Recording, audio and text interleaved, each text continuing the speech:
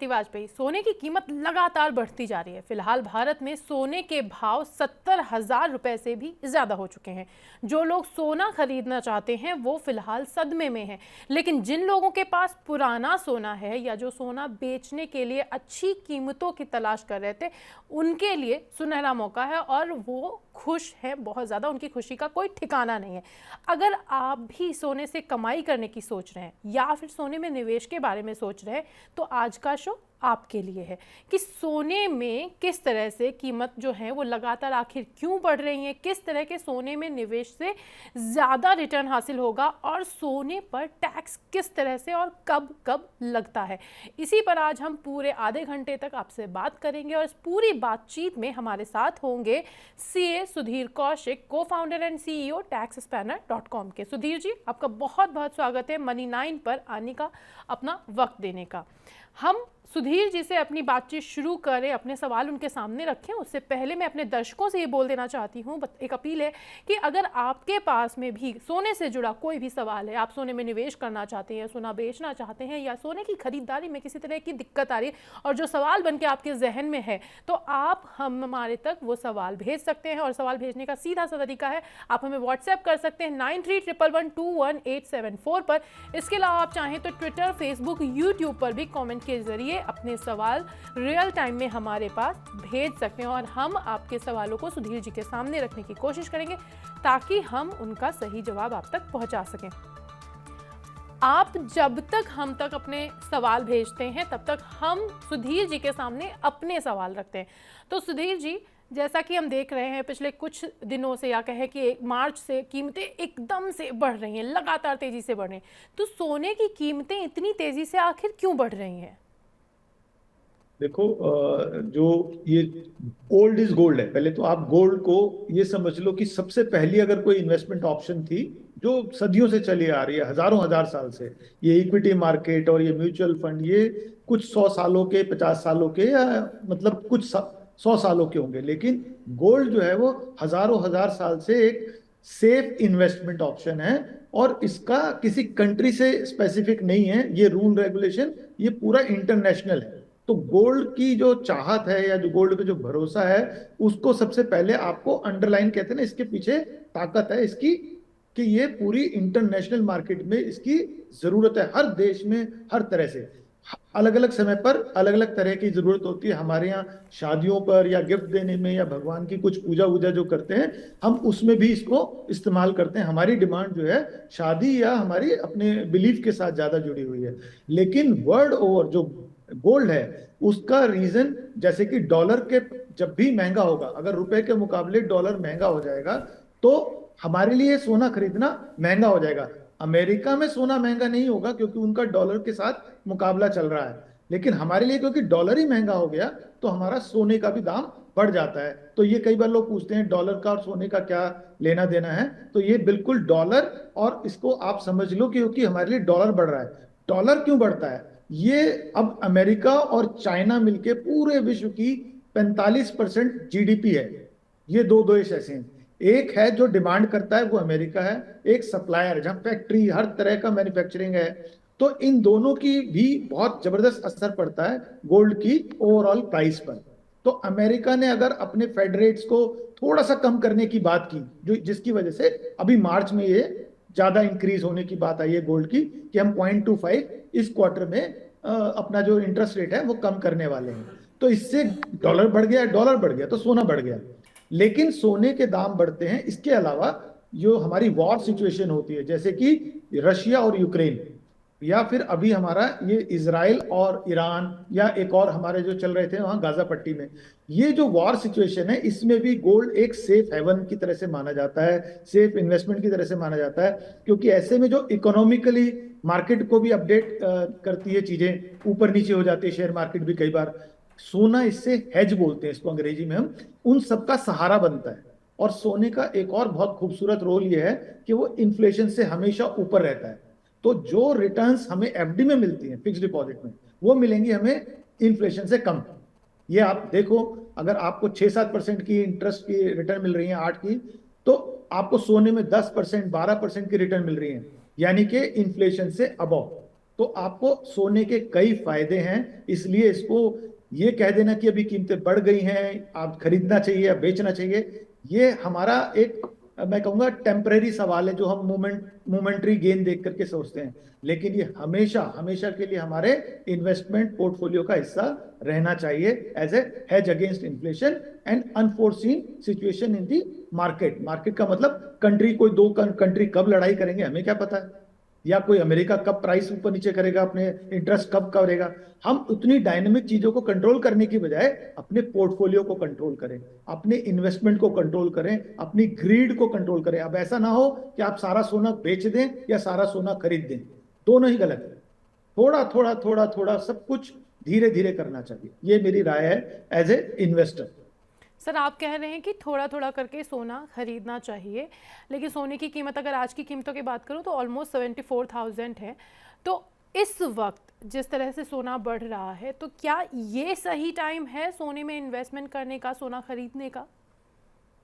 तो मैंने जैसे कहा, ओल्ड इज गोल्ड। अब आप कितने समय के लिए सोना खरीद रहे हो और कितने पैसे का, मतलब सपोज करो मेरे पास 100 रुपए इन्वेस्टमेंट करने के लिए हैं, मैं एक एग्जांपल ले रहा हूँ, किसी के पास 1 लाख हो या 1 करोड़ हो या 10 करोड़ हो, तो उसमें हम 10% से ज्यादा नहीं सजेस्ट करते एज ए फाइनेंशियल एडवाइजर। हमें लगता है 10% से ज्यादा गोल्ड में इन्वेस्ट करना सही नहीं है। हाँ, मेरा कारोबारी सोने का है तो बात अलग है, या मेरे घर में कोई और फंक्शन है, शादी है, कोई और गोल है, वो डिफरेंट है।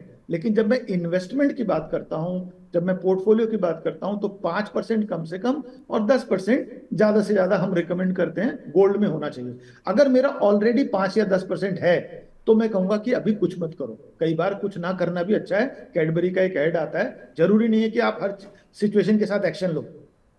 Not taking action is also good. अगर आपके पास ऑलरेडी गोल्ड है तो कोई जरूरत नहीं है कि अभी बेच करके आप मुनाफा कमाओ, ये सोचो कि कल को प्राइस गिरेगा। आपको तो लॉन्ग टर्म देखना है। हमारी लाइफ 80 साल या 100 साल है, उसके अलावा हमारे बच्चों की लाइफ भी 80 साल या 100 साल है।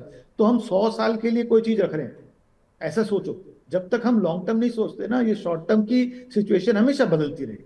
हमें लॉन्ग टर्म का प्लान करना चाहिए कि यार मेरे पास 5% ही है अभी, तो ऐसे में मैं धीरे धीरे करके 10 करना है, तो अभी धीरे खरीदो। क्योंकि ये 2 सालों में, पिछले जब से कोविड हुआ है, आप कोविड तक देखो, 2014 में रेट हमारा 28,000 था गोल्ड का, और जो कि ये कोविड तक जब हम आए तो ये 50,000 जाना मुश्किल हो गया था।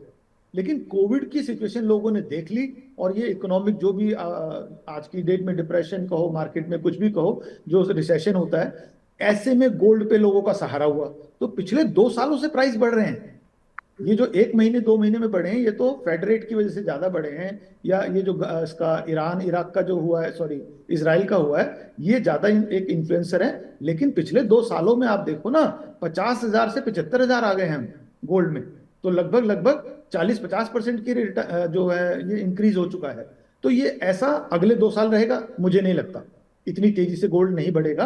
हाँ, करेक्शन आ सकती है, जो मेरी मान्यता है, क्योंकि हमेशा कोई चीज एवर, वो कहते हैं ना, ऊपर ही ऊपर जाएगी, ऐसा पॉसिबल नहीं है। हो सकता है शेयर मार्केट गिरे फिर भी गोल्ड थोड़ा ऊपर रहे, हो सकता है शेयर मार्केट और ऊपर जाए और ये कहीं ना कहीं गोल्ड नीचे आ जाए। तो इन चीजों को आप ज्यादा कंट्रोल करने की बजाय अपने इन्वेस्टमेंट को, अपने इमोशन को कंट्रोल करो। तो सोने की कीमतें बढ़ रही हैं, ये बात तो सभी जान रहे हैं।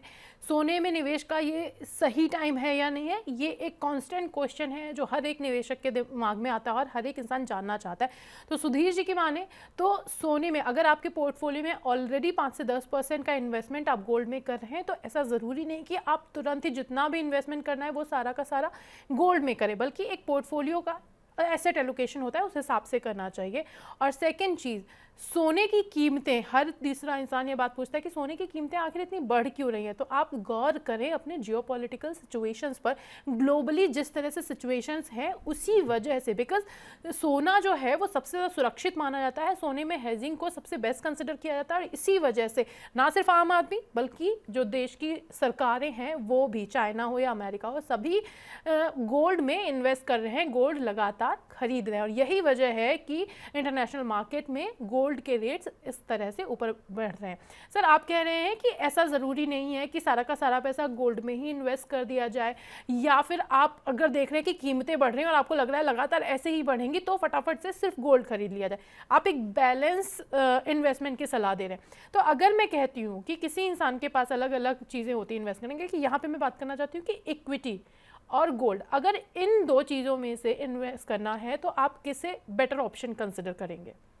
देखिए, अगर मैं पिछले 20 सालों की अंदाजे से, जो अगर आप ये फिगर्स आजकल गूगल पे भी बहुत कुछ मिल जाता है, पर मेरे जो एक्सपीरियंस या जो हमने जो पढ़ा है, 20 सालों का जो है उसमें 17% के करीब इक्विटी ने रिटर्न दिया है। और इक्विटी से अच्छी रिटर्न्स कहीं नहीं मिलती हैं। ये पिछले 100 सालों में अमेरिका का रिकॉर्ड भी देख सकते हैं, इंडिया का भी देख सकते हैं, या किसी और देश का, जापान, जो भी विकसित देश हैं। और हमारा कंट्री भी अभी आने वाले 25-30 साल में, जो कि विकसित भारत की जो हम कह रहे हैं बात, वो लगभग सच है, क्योंकि हमारा डेमोग्राफिक काफी पॉजिटिव है, हम इंग्लिश स्पीकिंग कंट्री हैं, तो इसके फायदे हमें मिलेंगे ही मिलेंगे। तो ऐसे में इक्विटी जो भी अभी तक रिटर्न दे रही है उससे नीचे तो नहीं जाएगी, इसमें धीरे धीरे कुछ गिराव होगा, लेकिन अभी 15-17% की अगर रिटर्न दे रही है तो ये 12 से ऊपर ही देगी, जो कि गोल्ड जो है वो इतनी रिटर्न्स नहीं देता है। ओवर द इयर्स गोल्ड ने जो है वो 9% से ज्यादा रिटर्न दिए, लेकिन वो कभी कभी 11-12% देता है, लेकिन इक्विटी 12 से 18 भी दे सकती है। तो रिटर्न्स के लिहाज से आपको इक्विटी सबसे ज्यादा रिटर्न्स देती है, लिक्विडिटी देती है, और ट्रांसफर चार्जेस कम है। इसको इक्विटी को आप इजीली हैंडल कर सकते हो, क्योंकि ये डिजिटल है पूरी तरह से, गोल्ड कहीं ना कहीं फिर भी फिजिकल है। टैक्स बेनिफिट भी इक्विटी में ज्यादा है। लोन लेना हो तो इक्विटी के अगेंस्ट लोन ले सकते हो। तो मैं इक्विटी को नंबर 1 रखता हूं एज एन इन्वेस्टमेंट। अगर आपको पैसा बढ़ाना है लंबे समय के लिए, 2-4 साल की बात मैं नहीं करता हूं। मुझे लगता है जब जिंदगी लंबी है, या तो आपका गोल बताइए क्या है, फाइनेंशियल गोल है कोई आपका 2 साल 3 साल में, तो फिर तो फिक्स डिपॉजिट से अच्छा कुछ नहीं है, क्योंकि इतनी जल्दी में हो सकता है मार्केट नीचे आ जाए और हमारी सलाह बिल्कुल गलत हो जाए। जब 5-7 साल, 10 साल, 15 साल का समय है, इक्विटी नंबर 1। लेकिन सारा पैसा इक्विटी में बिल्कुल भी नहीं। ऐसा कभी नहीं करना कि मैं put all egg in one basket, हम बचपन में ही पढ़ते थे, ये तो किसी के भी कहने पे नहीं करना चाहिए, क्योंकि इक्विटी इतनी रिस्की भी है कि जब हमें पैसे की जरूरत हो तब मान लो कि डाउन हो जाए तो हमारा तो बहुत बड़ा नुकसान हो जाएगा। तो इसलिए गोल्ड में जैसे मैंने कहा 5-10% आपका 1/3 के करीब इक्विटी में होना चाहिए, जैसे 30-40% के बीच में। कुछ भी आपको जो लगता है, अगर मेरे पास 1 करोड़ रुपए है तो मैं 30 से 40 लाख इक्विटी में होना चाहिए।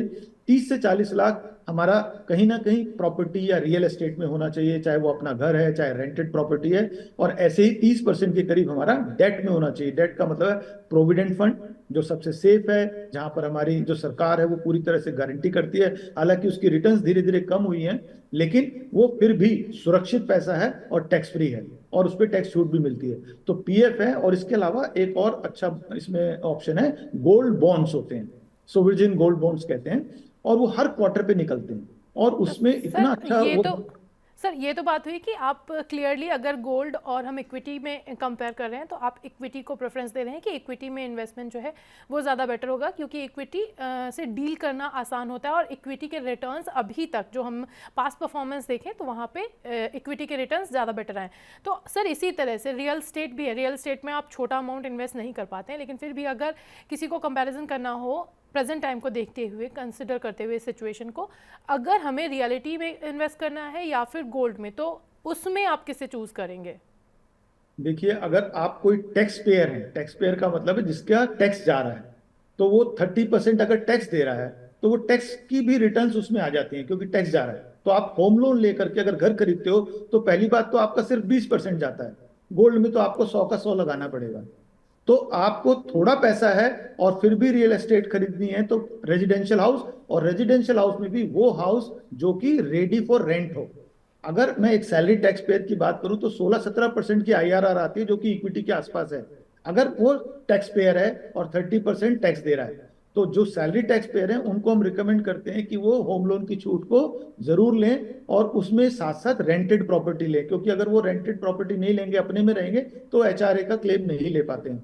तो दोनों को मिलाते हैं जब हम, और इससे जब हम रिटर्न्स देखते हैं, तो हमारी जो एक रिटायरमेंट के कॉर्पस की जब हम बात करें, या बच्चों की एजुकेशन हो, या बच्चों की मैरिज हो, तो ये घर एक बहुत बड़ी एसेट बन के हमारा सपोर्ट करता है। और इसमें आपका जो मंथली ईएमआई जाता है ना, उसका लगभग लगभग 50-60% जो है वो आपका रेंट और टैक्स सेविंग से आ जाता है। ये बिल्कुल सिंपल सीधा फॉर्मूला है, लेकिन लोगों को क्या है कि लोन लेने से डर लगता है, ऐसा लगता है इंटरेस्ट है, मेरे को कॉस्ट आ रही है, लेकिन वो बेनिफिट नहीं देखते। आपको 20 रुपए दे करके 100 रुपए की चीज मिल रही है, और 100 रुपए की चीज पे आपको 100% एप्रिसिएशन जो भी है वो आपका है, प्लस आपका टैक्स बेनिफिट है 2 लाख तक। उसके अलावा अगर रेंटल इनकम है तो रेंटल इनकम पूरी तरह टैक्स फ्री हो जाती है इंटरेस्ट के अगेंस्ट में। ये सब नंबर्स को थोड़ा सा एक्सपर्ट्स के साथ वर्क करें। हम इसको कहते हैं कर से घर, यानी कि आपका घर जो है सिर्फ टैक्स और रेंट से बन जाएगा। इसमें आपका पैसा नहीं लगता है, अगर 20 साल का आप देखोगे तो बहुत कम, 5-10% टोटल। तो इसलिए जिन लोगों को टैक्स नहीं देना उनके लिए मेरे को ज्यादा कुछ नहीं कहना, क्योंकि रिटर्न्स रियल एस्टेट की जो है फिर गोल्ड से कम है। अगर मुझे सारा पैसा अपना लगाना है, सारा पैसा आप जब लगाऊंगा और मेरे को टैक्स बेनिफिट नहीं लेना है, तो फिर रियल एस्टेट, क्योंकि उसमें इलिक्विड भी होता है, गोल्ड तो एकदम लिक्विड है, मैं किसी भी कंट्री में बेच सकता हूं, मैं कहीं भी जाके रह सकता हूं। लेकिन मुझे घर के लिए तो वापस आना पड़ेगा अगर मैं एनआरआई हूँ। 30% टीडीएस लग जाता है, बहुत बहुत मुश्किल होता है एनआरआई को प्रॉपर्टी तो बेचना अगर यहाँ आप पर। टैक्सेशन के लिहाज से देखें, यानी कि टैक्स पेयर हैं और आप टैक्स भी बचाना चाहते हैं, साथ के साथ आपको इन्वेस्टमेंट्स प्लान करनी है, तो सुधीर जी की सलाह दूं तो कुछ शब्दों में आप रेंटल इनकम वाले घर में इन्वेस्ट करें। इससे ना सिर्फ आप एचआरए का फ़ायदा उठा सकते हैं, बल्कि आप एक एसेट भी डेवलप कर पाएंगे। सर, हम बात करें लगातार सोने में इन्वेस्टमेंट की, हमने कंपेयर किया तो रियल एस्टेट से ज़्यादा आप सोने को इंपॉर्टेंस दे रहे हैं, और जब सोने और इक्विटी की बात आती है तब डेफिनेटली आप इक्विटी को इंपॉर्टेंस दे रहे हैं। लेकिन सोना भी अब ऐसा नहीं कि पुराने ज़माने की तरह हमें सिर्फ ज्वेलरी में इन्वेस्ट करना है या फिजिकल गोल्ड है। बहुत सारे फॉर्म्स हैं, डिजिटल गोल्ड है, फिजिकल गोल्ड है, ईटीएफ्स हैं, एसजीबी है। तो अगर किसी को गोल्ड में, मान लीजिए मैंने अपना मन बना लिया है कि मुझे गोल्ड में ही इन्वेस्ट करना और मुझे मैक्सिमम रिटर्न चाहिए, तो उस टाइम पर आप मुझे इन 4 फॉर्म्स में से किस जगह इन्वेस्ट करने की सलाह देंगे? जो सबसे सेफ और बेस्ट सलाह है वो है सोवरेन गोल्ड बॉन्ड, और उसको भी क्वार्टरली खरीदते रहो अगर आपके पास थोड़ी रेगुलर इनकम है, इकट्ठा पैसा नहीं है तो। क्योंकि क्वार्टरली में क्या है, जो भी प्राइस फ्लक्चुएशन है वो आपको मैं कहूंगा एवरेजिंग हो जाती है। तो इसलिए किसी के लालच में नहीं आए, और जब जब हमारे पास पैसा था और हमने उसको खरीद लिया। अगर आपके पास इकट्ठा पैसा है फिर भी खरीदना है, तो मैं कहूंगा उसको भी आप कुछ 6 महीने लगभग उसको ब्रेक करके खरीदो, क्योंकि कल हो सकता है प्राइस डाउन हो जाए। मैं इतने डायनेमिक वर्ल्ड में हम उसको प्रिडिक्ट करने की कोशिश ना करें। बहुत बड़ी बड़ी कंट्री प्रिडिक्ट नहीं कर पाती, बहुत बड़ी बड़ी ऑर्गेनाइजेशन है, उनके पास हजारों हजार करोड़ रुपया होता है, वो उसको इन्वेस्ट करने के लिए। आपको अपने 2 लाख या 5 लाख के लिए ज्यादा सर नहीं खपाना होता। पैसा है तो सुख लो, पैसे का दुख नहीं लेना होता, पैसे का सुख लेना चाहिए। मुझे थोड़ा सा 1% रिटर्न कम मिलेगी या ज्यादा, लेकिन मैं खुश रहूंगा अगर मैंने सरदर्द नहीं किया। तो उसके लिए होता है रेगुलर इन्वेस्टमेंट। किसी इस तरह की अपॉर्चुनिटी में ट्रेडर्स होते हैं, उनके पास रिस्क वाला पैसा भी होता है और रिस्क सहने की हिम्मत भी होती है। एक आम जो इन्वेस्टर है या टैक्स पेयर है, वो रिस्क से डरता है। जरा सा भी प्राइस नीचे गया, अरे कल तो आपने बताया था सर, आज तो ऐसा हो गया। मार्केट को कंट्रोल कोई नहीं कर सकता, वो सिर्फ अंदाजा लगाते हैं, और अंदाजा किसी का भी, बड़े बड़े एक्सपर्ट्स का भी गलत होता है। इतने बड़े बड़े पंडित बैठे हैं, तो मैं ऐसे अंदाजा लगाने की बात नहीं करता। हमेशा रेगुलर इन्वेस्टेड रहना चाहिए। 4 जो हमने बताया उस पोर्शन में रखो आप। किसी में भी 30 से 40% से ज्यादा, किसी ने पूरी प्रॉपर्टी 5 प्रॉपर्टी ली हुई है, अब वो बिल्कुल गलत है। कल को वॉर हुई, मान लो इंडिया में ही कहीं बम हो गया, कोई छोटी मोटी लड़ाई हो गई, आपने, कई बार होता है लोगों ने बेंगलोर में ही 2 घर खरीद लिए, 4, और कुछ है ही नहीं। अब इस तरह के रिस्क नहीं लेने चाहिए ना। डाइवर्सिफाई तो एक बेसिक प्रिंसिपल है, आप डाइवर्सिफाई हर तरह से करना चाहिए जितना पॉसिबल, तो डाइवर्सिफाई करो। दूसरा, टैक्स का मेरा कहना यह है, क्योंकि टैक्स जो हम देते हैं, इंडिया की बात कर रहा हूं मैं इंडिया का जानता हूं, इसके बदले में डायरेक्ट बेनिफिट मोदी जी की कोई गारंटी नहीं, कोई गारंटी नहीं टैक्स पेयर को। वो गरीब के लिए या फिर बिजनेसमैन के लिए, सैलरीड के लिए कुछ नहीं। लेकिन उन्होंने एक गारंटी दी हुई है कि आप अगर इन्वेस्ट करोगे, सही से प्लान करोगे, तो लगभग 20 लाख तक आपका टैक्स जीरो हो सकता है। तो अपनी चीजों को ऐसे प्लान करो। अब मान लो आपको गोल्ड है आपके पास ज्यादा, आपको बेचना है, तो जीरो टैक्स हो सकता है अगर आप घर में इन्वेस्ट कर दो। ये पहले प्लान करना चाहिए, डिस्कस करना चाहिए। आपको जब भी, जैसे प्रिवेंटिव हेल्थ है, अब आप वो प्रिवेंटिव हेल्थ चेक कराओगे नहीं कभी, अचानक से कैंसर भी निकल सकता है, कुछ डायबिटीज निकल सकती है, बीपी निकल सकता है। ऐसी चीजों का इलाज तो प्रिवेंटिव हेल्थ चेकअप है, और वो जब तक टेस्ट नहीं होंगे। आपने कभी अपना फाइनेंशियल चेकअप कराया है?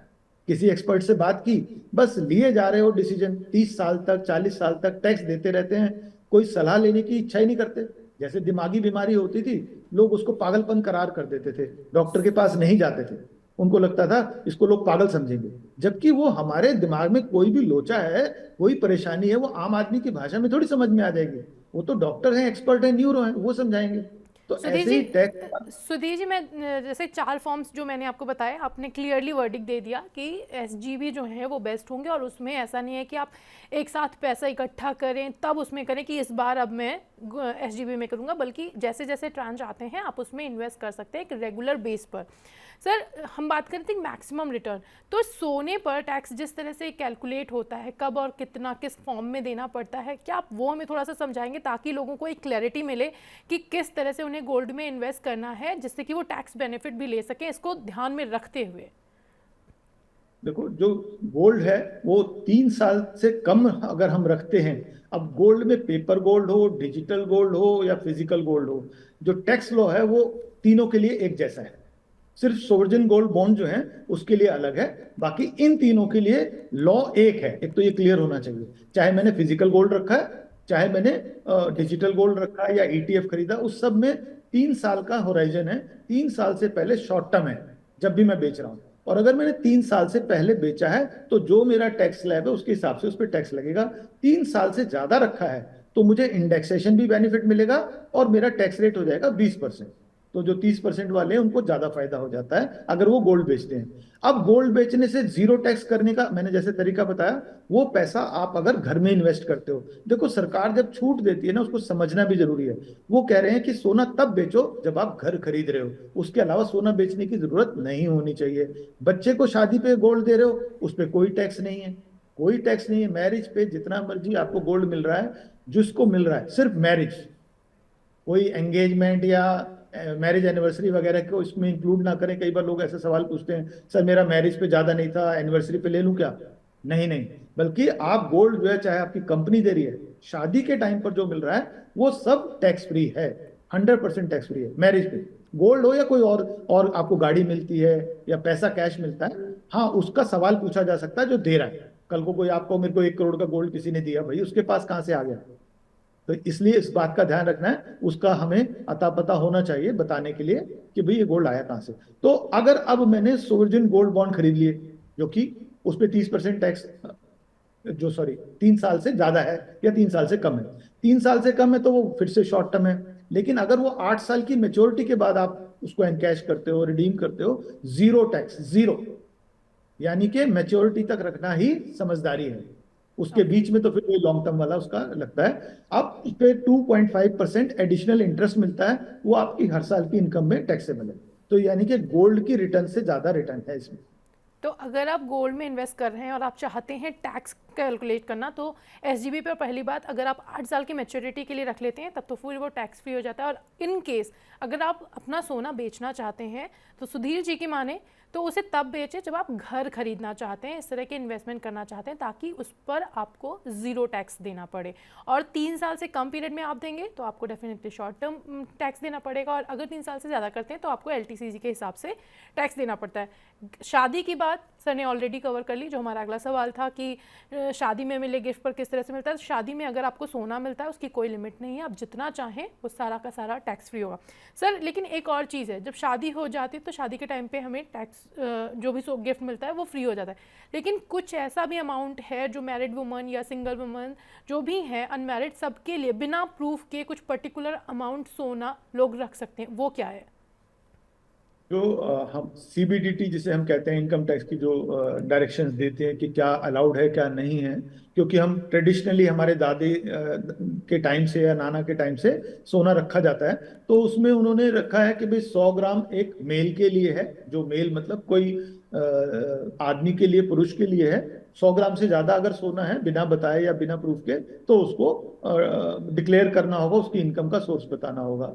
इसी तरह से अगर एक अनमैरिड लड़की है या जो अविवाहित है, उसको 250 ग्राम का है, और अगर कोई मैरिड वुमेन है उसके पास सबसे ज्यादा 500 ग्राम, क्योंकि उसको शादी के टाइम पर हमारे यहाँ मैं बोल परंपरा रही है, हूँ। दिया जाता है। तो 500 ग्राम मैक्सिमम है, वो भी मैरिड वुमेन के लिए है।